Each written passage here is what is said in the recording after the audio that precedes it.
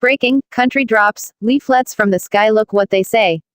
It's bad. Sweden has not gone to war with another country for over 2 centuries, but that hasn't stopped the government from reissuing an emergency manual that advises citizens on how best to cope with wartime hostilities. Titled, If Crisis or War Comes, the brochure has been published in 13 languages. The 20-page document outlines the threats which the Nordic nation is facing. That includes likes of military conflict, natural disasters, cyber and terror attacks. No, that does not mean the sky is falling or that World War III is at our doorstep. It, however, is interesting that Sweden is publishing a document to send out to over 4.8 million people with instructions on how to prepare and handle an attack. It is refreshing to see a nation that at least cares enough about its people that they educate the people on how to survive. Even if Sweden is safer than many other countries, threats do exist, said Dan Eliasson, head of the Swedish Civil Contingencies Agency, which prepared the booklet.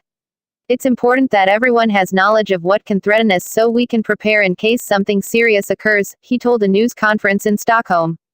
Sweden will be affected if there is a military conflict close to us. It might affect our import of goods like food and so on. Even though the military conflict is not in Sweden itself, we can get affected, Christina Andersson, the brochure's project manager, told.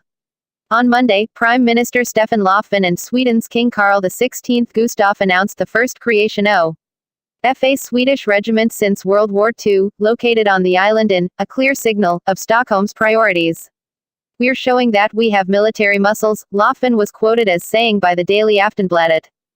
Though Sweden does not list a specific nation that they believe will carry out the attacks, they did state that they are highly concerned over the United States' tensions in the Middle East and other places around the globe. People in the United States have become extremely complacent over world issues and the thin line we walk between war and peace.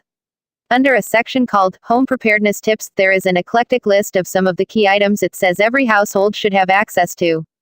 It stresses the importance of having non-perishable food that requires little water or can be eaten without preparation, such as bread with a long shelf life, e.g. tortillas and crackers, pre-cooked lentils, beans, tinned hummus, sardines and ravioli, quick-cook pasta, rice, instant mashed potatoes, prepared blueberry, rosehip soup, energy bars. If there is no electricity, it says people should prepare to keep warm and stay informed when communication systems are no longer working.